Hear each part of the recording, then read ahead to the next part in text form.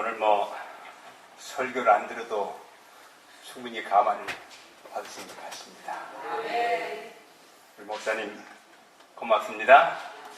어디를 가시든지 주님이 가라는 것으로 하시고 주신 말씀을 하시면서 착한 종 되시기를 바랍니다. 지난번에 어버이날에 물병을 하나 선물 받았어요. 근데 여기 참 재미있는 말이 있더라고요. 그 자리에 늘 있어줘서 고맙고 감사합니다. 사랑합니다. 여러분 규례교회에 오셔서 그 자리를 지켜주시고 이렇게 앉아주시고 함께 예배를 들을 수 있도록 협력해 주신 여러분께 감사를 드립니다. 고맙습니다. 제가 지난주에는 저기 송산에 있는 청학리교를 좀 갔다 왔습니다. 거기 간 이유는 이제 스승의 날도 되고 그렇게 해서 46년 만에 처음으로 저에게 영어를 잘 가르쳐 주신 선생님이 한 분 계셔서 찾아가 뵀습니다. 뵀는데 고등학교 졸업한 후에 46년 만에 뵙는 분이다 보니까 윤곽은 있는데 긴지 아닌지 확신이 없었어요. 그래서 옆에 계신 분에게 저분이 그 선생님이 완전히 맞다 그래요. 46년이면 거의 반세기가 지난 그런 세월에 연륜이 지난 그런 후입니다. 근데 꽤 늦게 결혼하셨는데 물어봐서 몇 살에 결혼하셨습니까? 그랬더니 35에 결혼하셨다고 그래요. 그때 우리가 그때 고등학교 다닐 때 그 선생님이 올드미스로 많이 놀렸거든요. 그런데 나는 꽤 늦게 결혼할 줄 알았더니 35에 결혼하셨다고 그래요. 별로 늦게 안 하셨네요. 그랬더니 야 그때는 야 되게 늦었다 야 그러시더라고요. 이제 46년 만에 선생님 만나 뵙고 또 선물 좀 드리고 좋은 얘기 듣고 왔습니다. 또 제가 다음 안식과 그 다음 안식일에는 46년 만에 우리 고등학교 졸업생 동창들이 미국에서도 나오고 또 한국에서 모여서 저 충청학교에 있는 구례리교에서 전도를 합니다. 그래서 제가 2주일 동안 교회를 빌 것입니다. 여러분 이해해 주시기 바랍니다. 그 다음에는 또 곧 준비해가지고 이제 또 필리핀에 좀 잠깐 가야 합니다. 여러분 뒤에 트럭에 보시면 아시겠지만은 이제 그동안에 와서 주문해 놓았던 기계들이 이제 그 준비가 돼서 그런 것들 다 이제 배로 붙이고 또 중국에 가서 오븐도 주문한 거 보고 이제 붙이고 또 거기 가서 잠시 또 공장 시다 마는 거 지어주고 시야도 해주고 이제 오면 필리핀에 별로 갈 일이 없지 않겠나 생각이 드는데 그거 잘 모르겠습니다. 하나님께 인도하신 대 해주죠. 그래서 오늘 목사님 잘 아신 대로 나에게 주신 말 말하고 어디로 보내든지 가는 그런 우리 모두가 되기를 간절히 바랍니다. 그 다음에 또 감사할 것이 하나 있는데요. 여러분 오늘이 아마 세 번째 주보를 받는 것 같습니다. 그렇습니까? 근데 우리 이 주보를 이렇게 만들 수 있도록 후원해 주신 우리 목사님 또 사모님 감사하고요. 그 다음에 이거 이렇게 하는 거 쉽지 않습니다. 근데 이거 열심히 이렇게 해주는 우리 박기주 형제 고맙습니다. 우리 목사님께 오신 이후에 우리 목사님 옛날에 총무장 많이 하시고 행정이 많이 계셔가지고 교회에 지금 모든 순서를 딱 바로잡고 계시는데 고맙습니다. 하나님 축복 주시기 바랍니다. 사실 제가 오늘 어떤 설교를 좀 하려고 생각을 했는가 하면 어떻게 죽으면 잘 죽는 것인가 하는 그런 설교를 하려고 준비를 했었어요. 어떻게 죽으면 잘 죽는 것인가? 아름답게 죽는 비결은 무엇인가? 그런데 이 컴퓨터가 몇 개 깨지고 왔다 갔다 하는 바람에 그게 없어져 버렸어요. 그 파일이. 내가 분명히 어디다 세이브를 한 것 같은데 못 찾겠어요. 그래서 다른 설교를 준비했는데 제가 오늘 설교 제목이 뭡니까? 갈라디아서의 복심, 갈라디아서의 개요입니다. 이런 건데 모든 인류는 구원을 갈망합니다. 그렇습니까?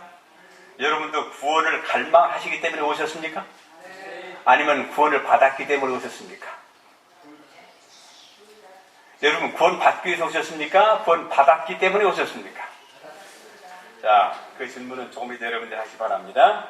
모든 인류는 구원을 갈망하지만 우리가 사는 안락한 집, 여러분들 집 편안하시죠?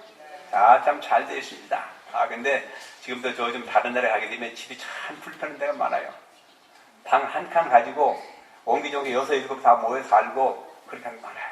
근데 현재 우리가 사는 집이 안락하고 직업이 안정되어 있고 이 세상에 볼 것도 많고 즐길 것도 많고 가볼 것도 많아요. 그래서 이런 것들이 있기 때문에 우리의 마음속에 구원에 대한 갈망이 약간씩 마비되어 가는 그런 형편을 우리가 살고 있습니다. 너무 좋기 때문에, 너무 살기가 편리하기 때문에 하늘에 대한 소망이 별로 없는 것 같아요. 그래서 부자 나라에 복음 전하기가 쉽지가 않습니다. 부자 나라에 가서 하늘나라 이야기하면 하늘나라가 우리가 사는 것보다 얼마나 더 좋을까, 얼마나 더 편리할까, 그런 생각들을 하는 것 같습니다. 그러나 우리가 정직하게 참 가슴에서 손을 얹고 구원과 현재 내가 살고 있는 생활 양상과를 한번 비교해보면서 생각해 보면 우리가 살고 있는 그런 것들이, 우리가 추구하는 것들이, 우리가 달려가는 모든 것들이 옳지 않다는 것을 스스로 느낄 것이라고 생각이 듭니다. 그러나 지난 수천 년의 역사를 통해서 모든 인류는 그의 마음속에 구원이라는 것을 갈망을 하지만 이 세상에서 살기 때문에 세상 사람들과 경쟁하기 위해서 줄곧 달리다가 마치 눈 감고 그냥 앞으로만 달려가다가 전신주에 꽝, 나무에 꽝, 벽에 꽝 부딪히는 것처럼 그런 실수를 연속하면서 살아가는지도 모릅니다. 이런 형편에 사는 사람들에게 예수님께서 사복음서를 통해서 우리의 기도를 주셨는데, 그것은 예수님께서 이 땅에 오셔서 공생애를 통해서 보여주신 것, 모든 기적을 베푸신 것, 그리고 제자들을 통해서 사복을 기록한 것은 그 기별의 핵심은 딱 한 가지입니다.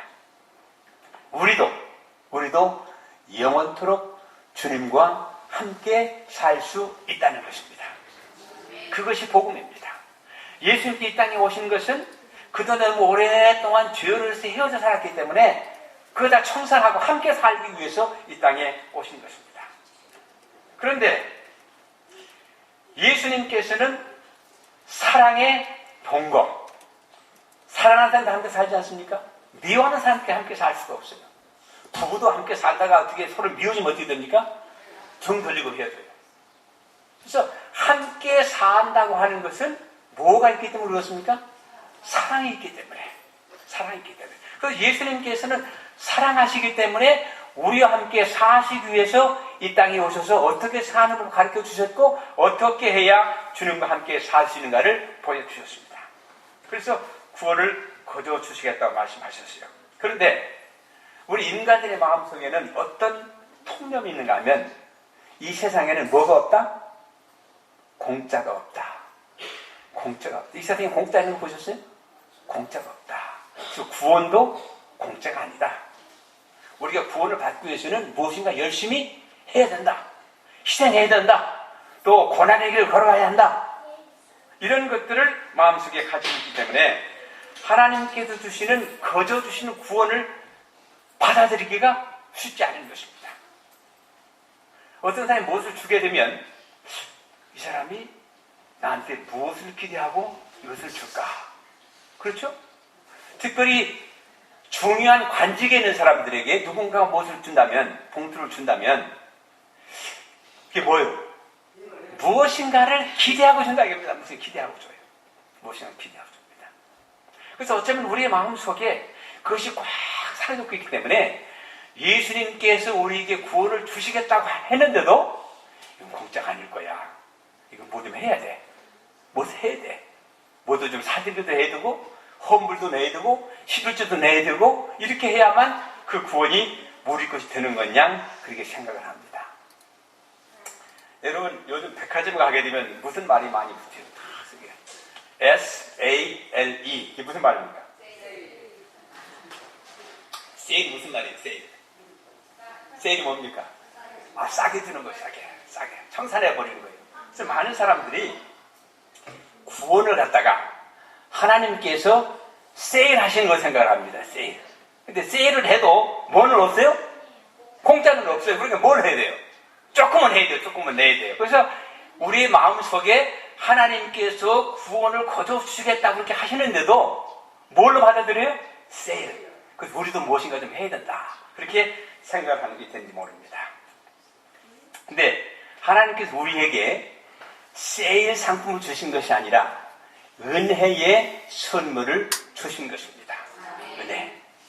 은혜라고 하는 것이 무슨 뜻이에요?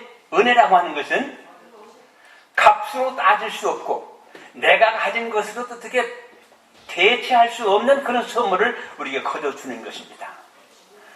우리 찬미가에 보게 되면 자비로우신 주 하나님 있죠. 근데 번역이 아주 잘못됐어요. 그게 자비로우신 주 하나님이 아닙니다. 그는 영어로 Amazing Grace입니다. Amazing Grace. Amazing이라는 말이 무슨 뜻이에요? 놀랍고 신비하고 이거는 우리가 상상할 수 없는 것이 Amazing. 그 Amazing한데 This is really amazing. 이거는 우리 인간으로서 이해할 수 없는 신비를 갖다가 Amazing이라고 그래요. 그래서 Amazing Grace, how sweet the tide. 타이드라는 말은 복음입니다. 복음. 이 복음이 얼마나 신비롭고 놀랍고 우리가 이해할 수 없는 것이냐 하는 그런 얘기입니다. 근데 자비로우신 주 하나님 이거 별로 번역이 잘못됐어요. Amazing Grace. 우리가 도저히 깨달을 수 없는 놀라운 은혜입니다. 이것이 하나님께서 우리에게 주시기를 원하시는 구원입니다. 그런데 아직도 우리들 마음속에서 구원을 갖다가 세일 상품으로 생각하고 주님이 나에게 이것을 주시니까 나도 최소한 이것은 해야 돼. 그렇게 해서 11주도 내고 안식일 교회도 오고 성반대주 참석하고 또 선한 일도 하고 요방 선교사도 돕고 하는 그런 태도를 가졌다고 하게 되면 하나님께서 주신 은혜에 대해서 잘못 이해하고 있다는 것입니다. 구원은 우리가 교회에 나오든지 안 나오든지 시비금을 내든지 안 내든지 이미 우리에게 주어진 선물입니다. 이스라엘 백성들이 십계명을 지켰기 때문에 출애굽한 것이 아니고 출애굽을 했기 때문에 주님께서 십계명을 주셔서 지키게 하신 것입니다. 그래서 오늘 여러분 여기 오신 것은 구원받기 위해서 오신 것이 아니라 이미 구원을 받았기 때문에 여기에 오신 것이 되어야 하는 것입니다. 갈라디아서는 우리에게 이 구원의 기별이 무엇인가 하는 것을 우리에게 분명히 설명해 주는데 우리 함께 그 문제를 좀 연구해 보겠습니다.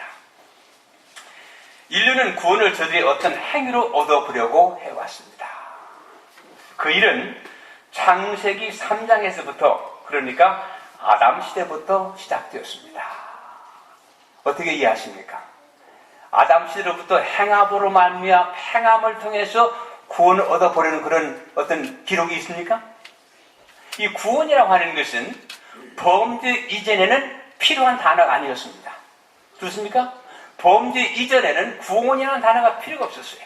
그런데 범죄한 이후에 하나님과 죄인과의 관계가 소원해지고 떨어졌기 때문에 분리되었기 때문에 사랑하기 때문에 함께 살기 위해서 한 방법을 모색하신 것이 구속의 계획인데 그 구속의 계획이 창세기 3장 15절에 나와 있습니다. 그런데 아담과 하와가 범죄 이전에는 자기들이 옷을 벗었는지 이번에 전혀 몰랐어요.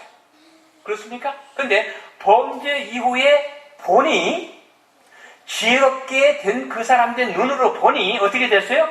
벗은 줄 알고 그들이 한 것이 무엇입니까? 무화과 나무를 엮어서 수치스러운 부분을 감추는 것. 이것이 바로 무엇인가 하면 행함으로 말미암는 의입니다. 자기 스스로 무엇인가를 해보겠다는 그런 수단입니다. 그런데 그것이 거기서 끝나지 않았어요. 바로 그 다음 세대인 가인과 아벨에게서 하나님께서는 명령하셨습니다.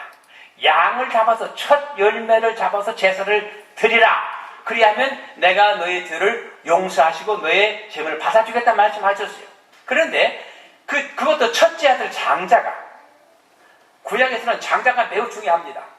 그런데 장자가 어떻게 했어요? 하나님 명령을 직접적으로 기억하고 하나님께서 내가 지은 농산물로 드는 것을 받지 아니하실 것인가? 그렇게 해서 과일과 채소를 주님께 가지고 와서 자기의 의의를 나타내 보이는 것이 가인한 행동입니다. 그런가 하면 아벨은 하나님께서 명령하신 대로 양을 잡아서 가지고 왔어요. 근데 그 잡은 양은 누구를 상징하는 것입니까? 장차 인류의 죄악을 담당하신 하나님의 독생자 예수 그리스도 본인을 상징하는 것이기 때문에 굉장히 중요한 의미가 있어요. 근데 아담은, 가인은 그 의미를 묵과했던 것입니다. 그러나 아벨은 하나님 명령에 순종했기 때문에 하나님께서 그의 제물을 받으셨는데, 과인은 어떻게 됐어요? 여기 보게 되면 창세기 4장 3절로 5절을 보게 되면 가인은 밭의 소산을 가져와 하나님께 드리려고 했고, 아벨은 가축의 첫 소산을 가져왔습니다. 하나님께서 두 아들이 가져온 제물을 보시고 아벨의 것은 기뻐하셨으나 가인의 것은 수락하지 않으셨습니다. 가인은 화가 났고 그의 얼굴에 분노가 치밀었습니다. 그래서 제가 얼마 전에 설명한 것처럼 형이 야 우리 이제 밭에 한번 나가보자 하고 동생을 데리고 밭에 나가서 어떻게 됐어요? 쳐 죽인 최째 비극적인 살인이 거기서 일어났습니다. 자, 하나님께서 이스라엘 백성들을 애굽에서 출애굽시킨 다음에 시내산에서 계명을 주시고 그 다음에 무엇을 주셨습니까? 제사 제도를 허락하셨습니다. 그렇죠? 그래서 죄를 질 때마다 제사장이 아침에 양을 잡고 저녁에 양을 잡고 그 다음에 주인이 양을 데리고 와서 제사장 같은 양을 잡고 피를 뿌리고 이런 제도를 주셨어요. 그것을 통해서 그네들이 무엇을 받았습니까? 죄사함을 받았습니다. 그런데 그러한 제사 제도를 주신 근본적인 목적은 하나님께서 죄로 인해서 분리된 사람들과 함께 살 수 있는 방법을 소개하시면서 장차 예수님께서 오셔서 너희를 위해서 십자가에 달려 돌아가실 것을 미리 상징으로 가르쳐 주셔서 주신 제도인데, 이스라엘 백성들의 마음속에는 그것만 하면 죄가 용서되는 줄을 알았다고 하는 것입니다. 그래서 원래 의미는 이해하지 못하고 의식과 형식에만 그네들이 따랐습니다. 이것이 바로 오늘날 우리가 범하는 실수 가운데 하나입니다. 그런데 오늘날도 어떤 사람들은 뭐 해야 된다고 그래요? 월삭의 안식을 지켜야 된다고, 유월절도 지켜야 된다고, 오순도 지켜야 된다고 얘기를 합니다.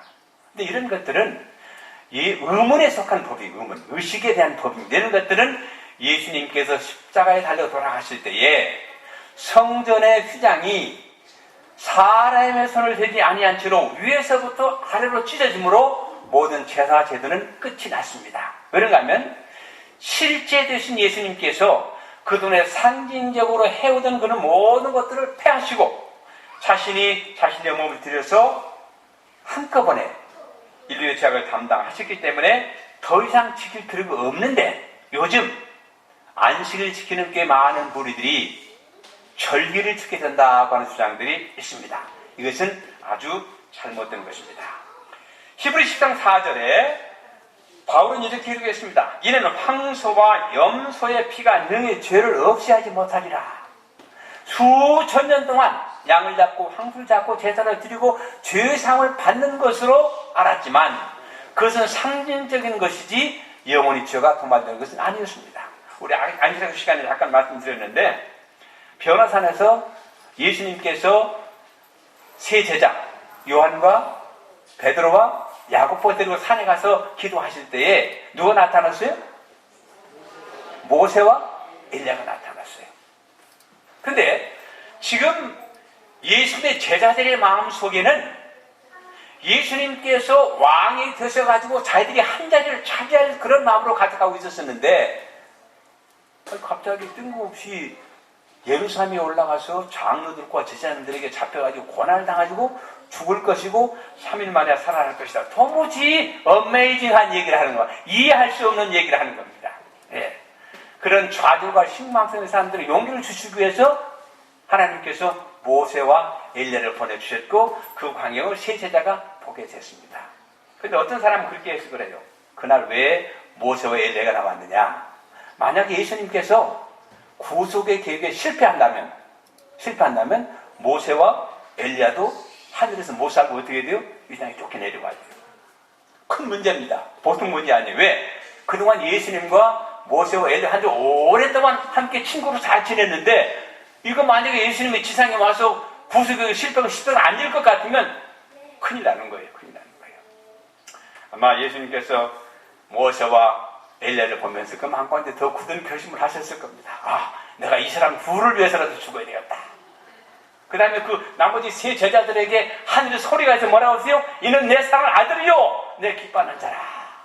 예. 그런데요, 히브리 10장 11절을 보면 제사장마다 매일 서서 섬기며 매일 서서 자주 같은 제사를 드리되 이 제사는 언제나 죄를 없게 하지 못하거니와. 그래서 지금까지 상징적으로 수천, 수만, 수백만, 수억 마리의 양을 잡고 소를 잡았지만 그 피로서는 죄를 실 수 없다는 것을 여기에서 말씀하고 계십니다. 바로 이러한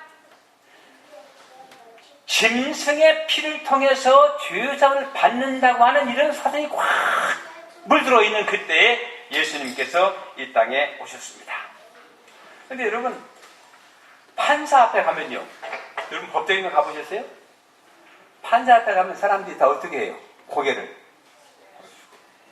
왜 숙입니까? 왜 숙여요?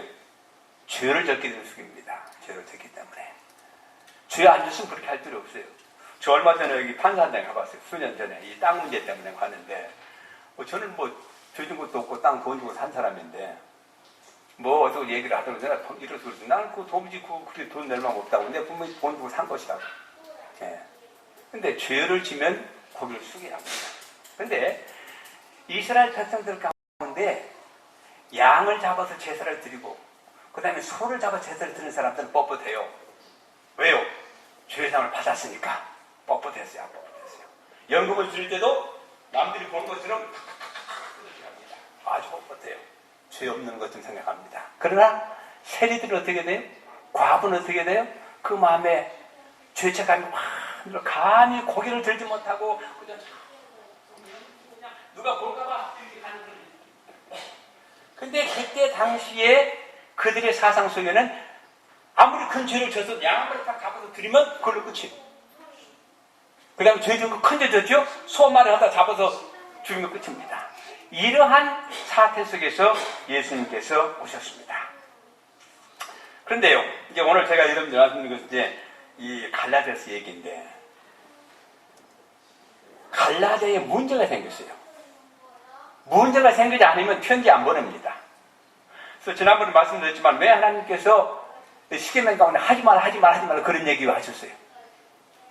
왜 그렇게 하셨을까요? 뭐들 하고 있으니까. 우상 숭배하니까 우상 섬기지 말라. 안식을 안 지키고 있으니까 안식을 잘 지켜라. 간음하니까 간음하지 말라. 근데 내 부모를 공경하지 말라 그렇게 하지 않았어요. 왜 그랬을까요? 사람들이 공경을 안 하니까 뭐 하라고 그랬어요? 공경하라고 그랬어요. 공경하라고. 네. 근데 이제 사도 바울이 이제 기적적인 방법으로 주를 만난 후에 이 소아시아 지역 가서 복음을 많이 전했습니다. 저는 어디까지 복음을 전했는가 하면 갈라디아라는 곳에 복음을 전했어요. 근데 이 바울이 가는 곳마다 복음을 전하면서 교회를 세웠어요. 교회를. 근데 그 자그마치 몇 년 동안 하냐면 14년이 지나 14년. 꽤 오랜 동안 따르고 다녔습니다. 근데 그가 이제 안디옥에 딱 돌아와 봤는데 어떤 편지가 왔는가 하면 당신이 여기 와서 오직 의인은 믿음으로만 살리라. 그 기별을 전하고 갔는데 오직 예수 그리스도를 믿음으로 사시는 구원의 기별을 주셨는데 어떤 사람이 와서 기독교는 유대교회의 뿌리를 가지고 있기 때문에 구원을 받으려면 유대인처럼 살아야 된다. 그러므로 너희가 구원을 받으려면 무엇을 받아야 된다?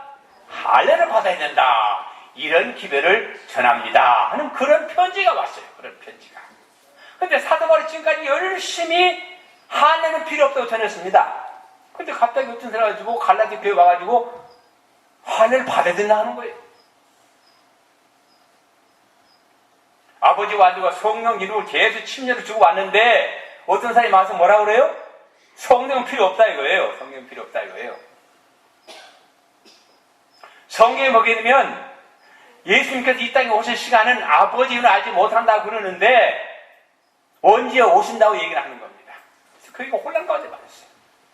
그래서 이제 사도 바울이 이제 편지를 쓰는 것이 갈라디아서의 내용입니다. 이제 그래서 원래 갈라디아서 좀 함께 연구하겠습니다.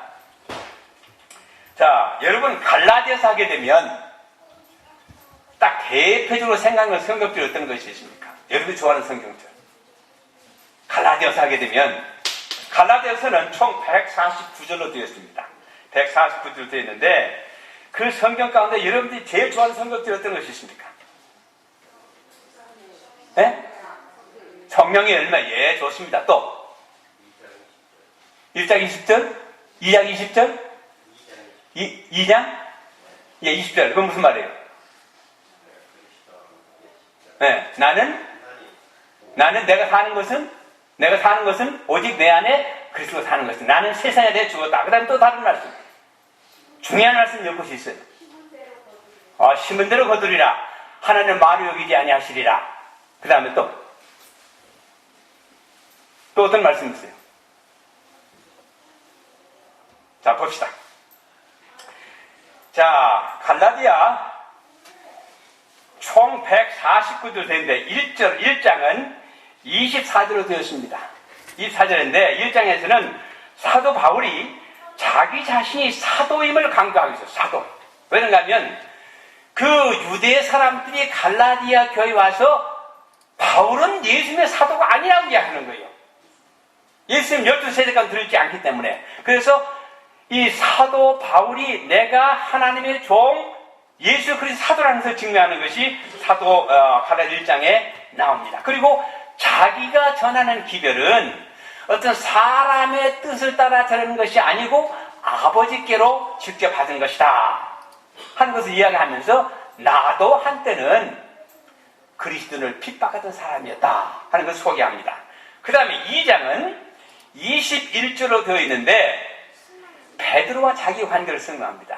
베드로는 유대인들에게 복음을 전하도록 택함을 받고 나는 이방인들에게 복음을 전하는 사람으로 택함을 받았다. 그러면서 베드로에게 넌저시 이방인들에게 할례를 행하라는 것에서 책망하는 것이 거기에 나옵니다. 그 다음에 16절에 뭐냐면 사람이 의롭게 되는 것은 율법의 행위로 말미암이 아니요 오직 예수 그리스도를 믿음으로 말미암들 안으로 우리도 그리스도 예수를 믿나니 이는 우리가 율법의 행위로서가 아니고 그리스도를 믿음으로써 의롭다함을 얻으려 함이라.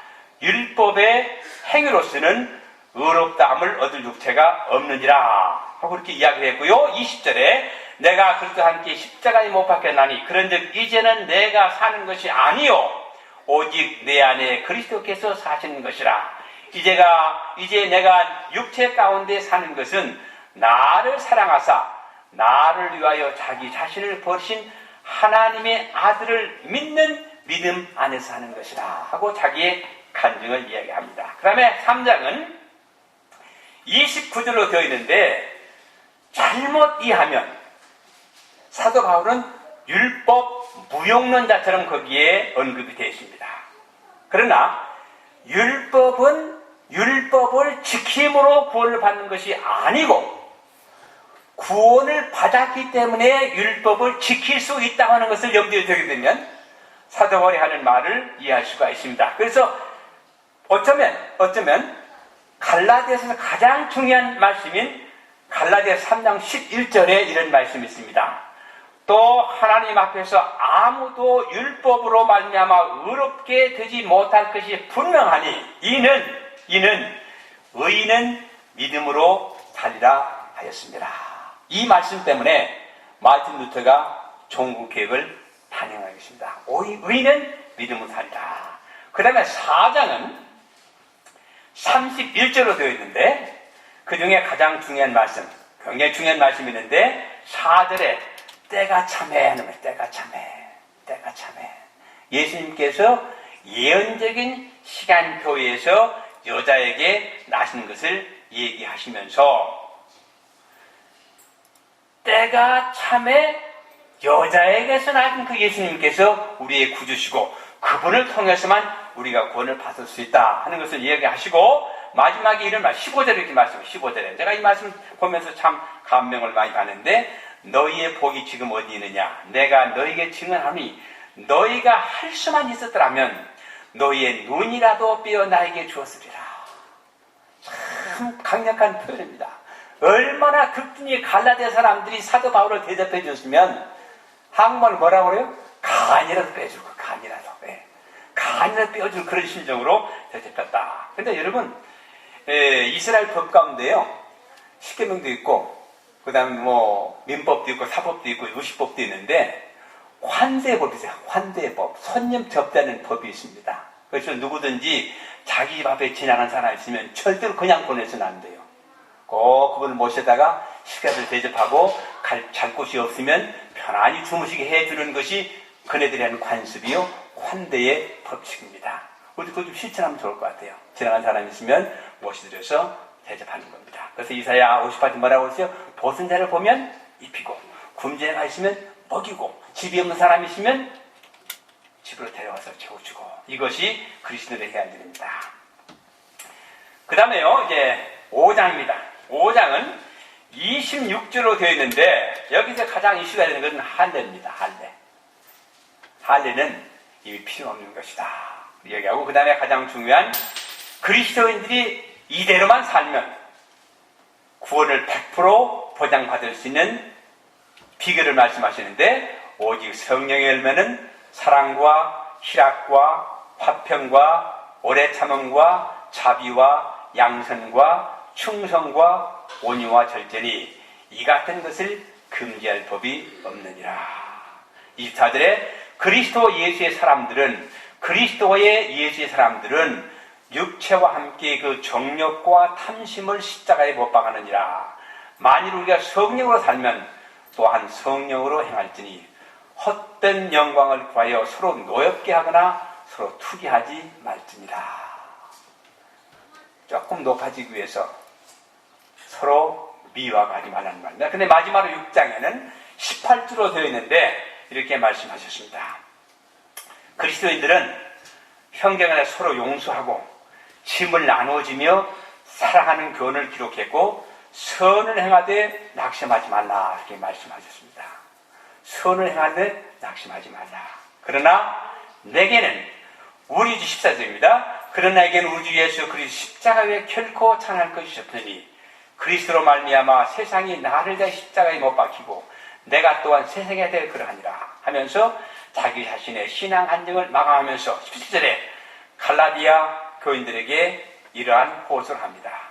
이후로는 누구든지 나를 괴롭게 하지 말라. 내가 내 몸에 예수의 흔적을 지니고 있노라. 네, 여러 번 맞았습니다. 여러 번 투옥되었습니다. 또 그는 예수 만났기 때문에 눈도 좀 잘 안 보였습니다. 흔적이 많은 사람입니다. 그런데 그의 마음속에 더 이상 내가 전한 복음을 가지고 이러쿵저러쿵 하지 말라는 얘기입니다.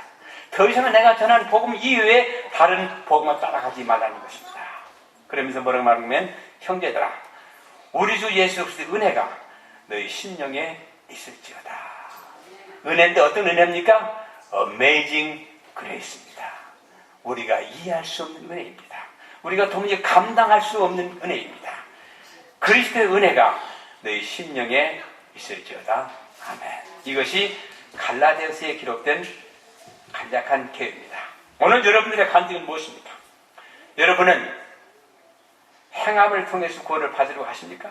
아니면 거저 주시는 은혜의 구원을 받아들이시겠습니까? 여러분들은 예수의 어떤 흔적을 가지고 있습니까? 예수님 때문에 핍박을 받아보신 그런 경험이 있으십니까? 예수님 때문에 무엇을 좀 재산 손해를 보신 그런 경험이 있으십니까? 그렇다고 하면 여러분들도 예수님의 흔적을 가지고 있는 사람들입니다. 저와 여러분들은 정말 세상에 대해서 죽은 그런 사람들이어야 합니다. 세상에 속한 것을 더 이상 사랑해서는 아니 될 것입니다. 그래서 갈라디아 3장 10절인 것처럼 오직 의인은 믿음으로 살리라. 이 말씀 생각하시면서 우리 주님 오실 때까지 피차에 사랑하고 용서하고 돕고 이해하고 협조하시면서 사시기 때문에 여러분들의 가정에 또 여러분의 참 이 교회가 정말 행복한 교회, 다시 오고 싶은 교회, 늘 함께 살고 싶은 모든 교우들이 되시기를 간절히 바라면서 말씀을 마치겠습니다.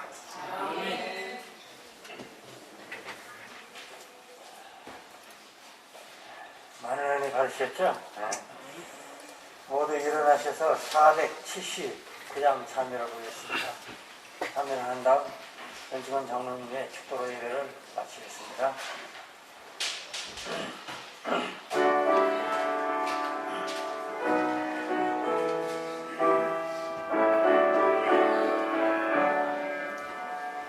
예수여 나의 맘에 인자한 소리로 버리지 않으시나 말씀해 주시고 내 마음 활짝 열어 주 음성 들으며 주 안에 기뻐하고 찬송케 하소서. 언제나 선미하고 자유를 누리라. 사랑의 음성으로 말씀해 주시고 너 혼자 홀로 있게 버리지 않으마. 인자한 음성으로 말씀해 주소서. 주님의 자녀들을 늘 인도하시어